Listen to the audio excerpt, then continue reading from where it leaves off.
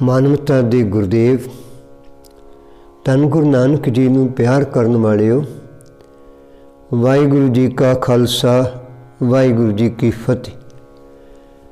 ਗੁਰਦੇਵ ਜੀ ਜਿਸ ਇਲਾਕੇ 'ਚ ਵਿਚਰੇ ਨੇ, ਇਹ ਭਾਵਨਗਰ ਦਾ ਇਲਾਕਾ ਗੁਜਰਾਤ ਦੇ ਸੂਬੇ ਵਿੱਚ, ਪ੍ਰਦੇਸ਼ ਵਿੱਚ ਪੈਂਦਾ ਹੈ। ਪਾਲੀਤਾਣੇ ਨਾਂ ਦੇ ਟਿਕਾਣੇ 'ਤੇ ਜੈਨ ਮੱਤ ਦੇ ਸਾਧੂਆਂ ਦੇ ਨਾਲ ਗੁਰਦੇਵ ਜੀ ਦੇ ਸੰਵਾਦ ਦੀ ਵਾਰਤਾ ਆਪਾਂ ਨੇ ਪਹਿਲਾਂ ਸੁਣੀ ਹੈ ਕਿ ਉੱਥੇ ਗੁਰਦੇਵ ਜੀ ਨੇ ਦ੍ਰਿੜ ਕਰਵਾਇਆ, ਬਿਨ ਸ਼ਬਦੇ ਆਚਾਰ ਨ ਕਿਨਹੀ ਪਾਇਆ। ਇੱਥੇ ਨੇੜੇ ਹੀ ਇੱਕ ਹੋਰ ਫਿਰਕਾ ਰਹਿੰਦਾ ਹੈ ਜਿਨ੍ਹਾਂ ਨੂੰ ਚਾਰ ਵਾਕੀਏ ਕਿਹਾ ਜਾਂਦਾ ਹੈ।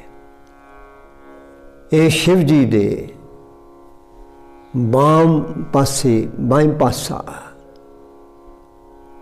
ਇਸਤਰੀ ਰੂਪ ਦੇ ਉਪਾਸ਼ਕ ਨੇ। ਇਹਨਾਂ ਨੇ 5 ਕਰਮ ਜਿਹੜੇ ਨੇ ਇਹਨਾਂ ਨੇ ਧਾਰਨ ਕੀਤੇ ਹੋਏ ਨੇ। ਇਹ ਉਹਨਾਂ 5 ਕਰਮਾਂ ਨੂੰ ਲੈ ਕੇ ਚੱਲਦੇ ਨੇ। ਉਹਨਾਂ 5 ਦੇ ਵਿੱਚ ਮਧੁਰਾ ਹੈ, ਮਾਸ ਹੈ, ਮੈਥਨ ਹੈ, ਮਾਇਆ ਹੈ, ਮਧੁਰਾ ਹੈ। ਜਿਹੜਾ 5ਵਾਂ ਮਧੁਰਾ ਹੈ ਉਹ ਚਿਰਵੇੜੇ ਇਤਿਆਦਿਕ ਪਦਾਰਥ, ਸੇਵੀਆਂ ਇਤਿਆਦਿਕ ਨੂੰ ਕਿਹਾ ਜਾਂਦਾ ਹੈ। ਖਾਣ ਦੀ ਖੁਰਾਕ ਇਹਨਾਂ ਦੀ ਹੈ। ਹੁਣ ਇਹ ਜ਼ਿੰਦਗੀ ਇਹਨਾਂ ਦੀ ਇਸ ਤਰ੍ਹਾਂ ਦੇ ਕਰਮਾਂ ਨਾਲ ਜੁੜੀ ਹੋਈ ਹੈ। ਇਹਨਾਂ ਨੂੰ 4 ਵਾਕੀਏ ਕਿਹਾ ਜਾਂਦਾ ਹੈ। ਹੁਣ ਪਰਉਪਕਾਰੀ ਗੁਰਦੇਵ ਇਹਨਾਂ ਸੱਜਣਾ ਕੋਲ ਵੀ ਬਹਿੰਦੇ ਨੇ। ਜਦੋਂ ਕਦੇ ਸਾਖੀ ਨੂੰ ਪੜ੍ਹਿਆ ਤੇ ਖਿਆਲ ਆ ਰਿਹਾ, ਅਸੀਂ ਅੱਜ ਜਦੋਂ ਬੰਦੇ ਦੀ ਜ਼ਿੰਦਗੀ ਦੀਆਂ ਕਮੀਆਂ ਦੇਖਦੇ ਹਾਂ ਤੇ ਅਸੀਂ ਉਹਨਾਂ ਨੂੰ ਨਫ਼ਰਤ ਕਰਨੀ ਸ਼ੁਰੂ ਕਰ ਦਿੰਦੇ ਹਾਂ। ਆਪਣੇ ਆਪ ਨੂੰ ਦੂਰ ਲੈ ਜਾਂਦੇ ਹਾਂ ਕਿ ਨਹੀਂ ਮੈਂ ਨਹੀਂ ਇਹਨਾਂ ਲਾਗੇ ਬੈਠ ਸਕਦਾ, ਇਹਨਾਂ ਲਾਗੇ ਮੈਂ ਬਹਿ ਜਾਵਾਂਗੇ ਤੇ ਇੰਝ ਹੋ ਜਾਏਗਾ। ਕਿਉਂਕਿ ਅਸੀਂ ਕਮਜ਼ੋਰ ਦਿਲ ਦੇ ਵਿਅਕਤੀ ਹਾਂ। ਸਾਡੇ ਅੰਦਰ ਇਸ ਤਰ੍ਹਾਂ ਦੀ ਆਤਮ ਵਿਸ਼ਵਾਸ ਦੀ ਕਮੀ ਹੈ। ਇੱਕ ਸ਼ਲੋਕ ਸਾਨੂੰ ਬਾਣੀ ਦੇ ਵਿੱਚੋਂ ਮਿਲਦਾ ਹੈ, ਬਾਬਾ ਫਰੀਦ ਜੀ ਦੇ ਸ਼ਲੋਕਾਂ ਵਿੱਚ।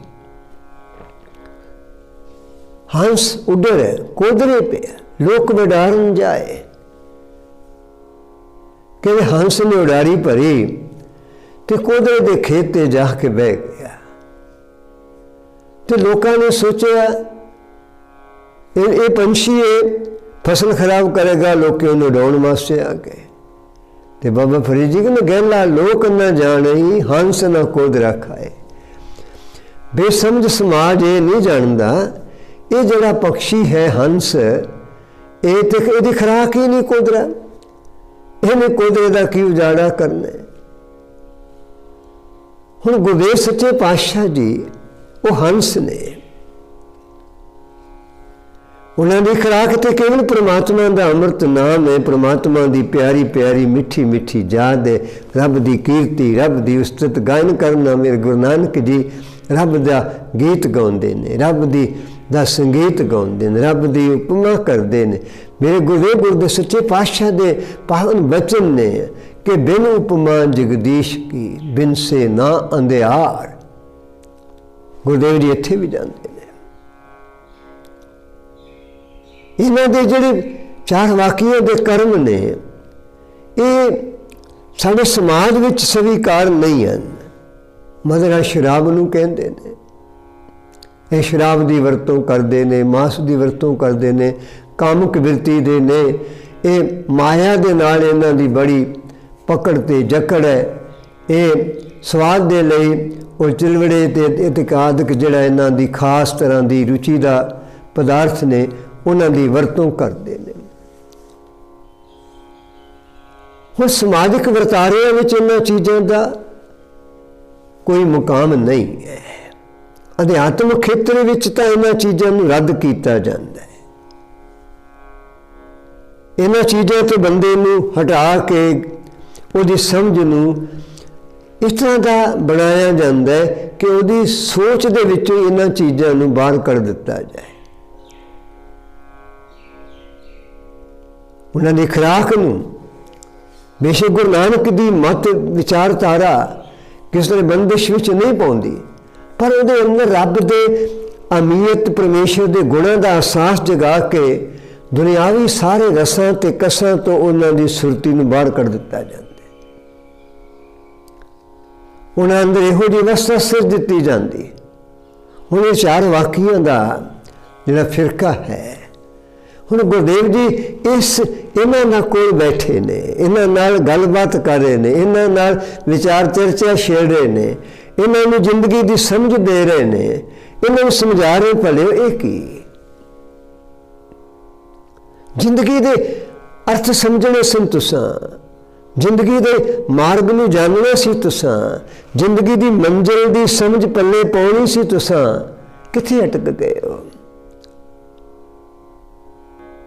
ਕਿੱਥੇ ਖੜਾ ਕਰ ਲਿਆ ਜੇ ਆਪਣੇ ਆਪ ਨੂੰ? ਸੋਚੋ ਨਾ ਭਲਾ, ਵਿਚਾਰੋ ਤਾਂ ਸਹੀ ਕਿ ਰੱਬ ਦਾ ਦਿੱਤਾ ਹੋਇਆ ਜੀਵਨ ਇਹਨਾਂ ਚੀਜ਼ਾਂ ਦੇ ਵਿੱਚ ਗਵਾਚ ਜਾਣ ਵਾਸਤੇ ਹੈ, ਇਹਨਾਂ ਵਿੱਚ ਲਾ ਕੇ ਤਬਾਹੀ ਕਰਨ ਵਾਸਤੇ ਹੈ। ਪਰਮਾਤਮਾ ਦਾ ਦਿੱਤਾ ਹੋਇਆ ਜੀਵਨ ਕਿ ਇਹਨਾਂ ਵਸਤੂਆਂ ਦੇ ਮਗਰ ਆਪਣੇ ਆਪ ਨੂੰ ਗੁਲਾਮ ਬਣਾ ਕੇ, ਮੁਤਾਜ ਬਣਾ ਕੇ ਉਹਦੇ ਵਿੱਚ ਫਸ ਜਾਣ ਵਾਸਤੇ ਹੈ। ਇੱਥੇ ਜਦੋਂ ਗੁਰਦੇਵ ਜੀ ਨੇ ਬਚਨ ਸਾਂਝੇ ਕੀਤੇ, ਇਹ ਜਿਹੜੇ ਇਹਨਾਂ 5 ਗੱਲਾਂ ਦੇ ਧਾਰਨੀ ਸਨ, ਇਹਨਾਂ ਨੇ ਗੁਰਦੇਵ ਦੇ ਬਚਨਾਂ ਨੂੰ ਸੁਣਿਆ, ਸਮਝਿਆ, ਜਾਣਨ ਦਾ ਯਤਨ ਕੀਤਾ, ਵਿਚਾਰਨ ਦਾ ਯਤਨ ਕੀਤਾ ਤੇ ਜਾਪਿਆ ਕਿ ਜ਼ਿੰਦਗੀ ਦੇ ਲਈ ਜਿੱਥੇ ਅਸੀਂ ਖੜੇ ਸੀ ਉਹ ਜ਼ਿੰਦਗੀ ਦਾ ਅਸਲੀ ਟਿਕਾਣਾ ਨਹੀਂ ਹੈ। ਇਹ ਜਿਹੜੇ ਗਿਆਨ ਦੇ ਬੋਲ, ਵਿਚਾਰ ਦੇ ਬੋਲ, ਸਮਝ ਦੇ ਬੋਲ, ਇਹ ਗਿਆਨ ਦੀ ਸਾਨੂੰ ਜਾਂਚ ਦੇ ਰਹੇ ਨੇ, ਸਮਝ ਦੇ ਰਹੇ ਨੇ ਗੁਰਦੇਵ ਜੀ, ਅਸਲੀ ਜ਼ਿੰਦਗੀ ਤੇ ਹੈ, ਜੀਵਨ ਮਾਰਗ ਦਾ ਸਹੀ ਰਸਤਾ ਤੇ ਹੈ। ਸੋ ਗੁਰਦੇਵ ਜੀ ਸੱਚੇ ਪਾਤਸ਼ਾਹ ਜੀ ਨੇ ਇੱਥੇ ਬਹਿ ਕੇ ਇਹਨਾਂ ਦੇ ਸਵਾਲਾਂ ਦੇ ਉੱਤਰ ਦੇ ਕੇ ਇਹਨਾਂ ਦੇ ਅੰਦਰ ਜਿਹੜੇ ਸੰਕੇ ਸ਼ੰਸੇ ਜਿਹੜੇ ਪੈਦਾ ਹੁੰਦੇ ਨੇ ਉਹਨਾਂ ਨੂੰ ਨਿਵਾਰਿਆ ਹੈ ਤੇ ਨਿਵਾਰ ਕੇ ਇਹਨਾਂ ਦੇ ਅੰਦਰ ਪਰਮੇਸ਼ਰ ਦੀ ਪੂਜਾ, ਵਾਹਿਗੁਰੂ ਜੀ ਦੀ ਪੂਜਾ, ਨਿਰੰਕਾਰ ਦੀ ਪੂਜਾ, ਜੋ ਸਾਰੇ ਸੰਸਾਰ ਦਾ ਇੱਕੋ ਇੱਕ ਰੱਬ ਹੈ, ਉਹਦੀ ਪੂਜਾ ਦਾ ਸੰਕਲਪ ਇਹਨਾਂ ਦੇ ਵਿੱਚ ਪੈਦਾ ਕੀਤਾ। ਇਸ ਤਰ੍ਹਾਂ ਜਾਪਦਾ ਜ਼ਿੰਦਗੀ ਦਾ ਬਿਲਕੁਲ ਇੱਕ ਨਵਾਂ ਪਾਸਾ ਜਿਹਦਾ ਕਦੇ ਇਹਨੂੰ ਬੋਧ ਨਹੀਂ ਸੀ, ਅਹਿਸਾਸ ਨਹੀਂ ਸੀ, ਜਾਣਕਾਰੀ ਨਹੀਂ ਸੀ, ਜਿਸ ਪਾਸੇ ਤੁਰਨ ਦੇ ਲਈ ਇਹਨਾਂ ਅੰਦਰ ਸੋਚਣ ਦੀ ਜਿਹੜੀ ਗੱਲ ਆਉਣੀ ਚਾਹੀਦੀ ਸੀ ਉਹ ਅਜੇ ਆਈ ਨਹੀਂ ਸੀ। ਤੇ ਕਿੰਨੇ ਖੁਸ਼ਕਿਸਮਤ ਨੇ, ਕਿੰਨੇ ਭਾਗਸ਼ੀਲ ਨੇ ਜਿਨ੍ਹਾਂ ਨੂੰ ਧੰਨ ਗੁਰੂ ਨਾਨਕ ਸੱਚੇ ਪਾਤਸ਼ਾਹ ਜੀ ਦੀ ਭਾਗਾਂ ਵਾਲੀ ਸੰਗਤ ਨਸੀਬ ਹੋ ਗਈ। ਅਸੀਂ ਵੀ ਜਦੋਂ ਕਦੀ ਗੁਰੂ ਘਰਾਂ 'ਚ ਜਾਂਦੇ ਹਾਂ, ਸਤਸੰਗਾਂ 'ਚ ਜਾ ਕੇ ਬਹਿੰਦੇ ਹਾਂ ਤੇ ਵੱਡਿਆਂ ਭਾਗਾਂ ਵਾਲੇ ਸ਼ਬਦ ਸਾਡੇ ਲਈ ਵੀ ਸੰਬੋਧਨ ਹੁੰਦਾ ਹੈ ਕਿ ਵੱਡਿਆਂ ਭਾਗਾਂ ਵਾਲੇ ਹੀ ਗੁਰੂ ਦੀ ਸੰਗਤ ਵਿੱਚ ਆਉਂਦੇ ਨੇ ਤੇ ਵੱਡਿਆਂ ਭਾਗਾਂ ਵਾਲੇ ਨੂੰ ਗੁਰੂ ਦੀ ਸੰਗਤ ਨਸੀਬ ਹੁੰਦੀ ਹੈ। ਤੇ ਸੁਣੋ, ਇਹ ਜਿਹੜੇ 4 ਵਾਕਈ ਸੱਜਣ ਨੇ, ਇਹਨਾਂ ਜਿਹੜੇ ਵੱਖਰੇ ਫਿਰਕੇ ਦੇ ਜਿਹੜੇ ਆਪਣੇ ਮਾਲਕ ਨੇ, ਇਹਨਾਂ ਨੂੰ ਗੁਰਦੇਵ ਜੀ ਨੇ ਜ਼ਿੰਦਗੀ ਦਾ ਇੱਕ ਨਵਾਂ ਪਾਸਾ ਦੱਸਿਆ। ਇਹ ਗੁਰਦੇਵ ਦੇ ਬਚਨਾਂ ਨੂੰ ਸੁਣ ਕੇ ਉਹਨਾਂ ਨੇ ਇਹਨਾਂ ਨੂੰ ਚਿੱਠਿਆ, ਸਮਝਣ ਦਾ ਯਤਨ ਕੀਤਾ ਤੇ ਸ਼ਬਦ ਦੇ ਵਿੱਚੋਂ, ਗੁਰਦੇਵ ਦੇ ਬੋਲਾਂ ਦੇ ਵਿੱਚੋਂ, ਗੁਰਦੇਵ ਦੇ ਗਿਆਨਮਈ ਬਚਨਾਂ ਦੇ ਵਿੱਚੋਂ ਉਹ ਜੀਵਨ ਲੱਭਿਆ। ਸੋ ਜੀਵਿਆ ਜਿਸ ਮਨ ਵਸਿਆ ਸੋਏ, ਨਾਨਕ ਅਵਰ ਨ ਜੀਵੇ ਕੋਏ। ਜਿਹਦੇ ਮਨ ਵਿੱਚ ਰੱਬ ਵਸਦੇ ਜ਼ਿੰਦਗੀ ਉਹੀ ਹੋ ਜਾਂਦੀ ਹੈ। ਗੁਰਦੇਵ ਦੇ ਬਚਨ ਇਹ ਵੀ ਕੰਨਾਂ 'ਚ, ਗੁਰਦੇਵ ਦੇ ਬਚਨਾਂ 'ਚ ਮਿਲ ਗਏ। ਜੇ ਜੀਵੈ ਪਤ ਲੱਥੀ ਜਾਏ, ਸਭ ਹਰਾਮ ਜੇਤਾ ਕਿਛ ਖਾਏ। ਫਿਰ ਇਹਨਾਂ ਨੂੰ ਸਮਝ ਲੱਗ ਗਈ, ਓਹੋ ਅਸੀਂ ਕਿੱਥੇ ਫਸੇ ਬੈਠੇ ਹਾਂ, ਅਸੀਂ ਤਾਂ ਬੇਸਮਝੀ ਵਿੱਚ ਹੀ ਜ਼ਿੰਦਗੀ ਤਬਾਹ ਕਰੀ ਜਾਂਦੇ ਹਾਂ। ਸਾਡੇ ਕੋਲ ਤੇ ਇਤਨਾ ਦੀ ਜੋ ਸਮਝ ਹੈ, ਗਿਆਨ ਦੀ ਸਮਝ ਹੈ, ਵਿਚਾਰ ਦੀ ਸਮਝ ਹੈ, ਇਹ ਸਮਝ ਤਾਂ ਸਾਨੂੰ ਬਹੁਤ ਸਮਾਂ ਪਹਿਲਾਂ ਮਿਲਣੀ ਚਾਹੀਦੀ ਸੀ। इन्होंने गुरुदेव जी का धन्यवाद किया, गुरुदेव जी तो सदके गए, गुरुदेव जी तो वारी वारी गए।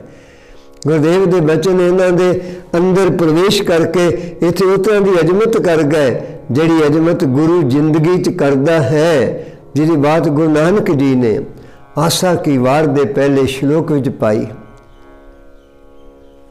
बलहारी गुर अपने देवहारी सदवार, जिन मानस ते देवते किए करत न लागी बार।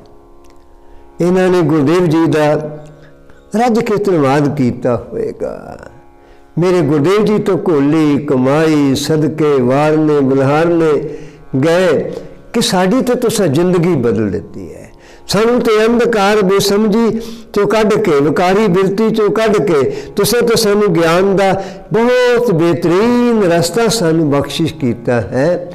ये गुरुदेव जी के शुकराने विच गुरुदेव के धन्यवाद नाल भर गए होणगे।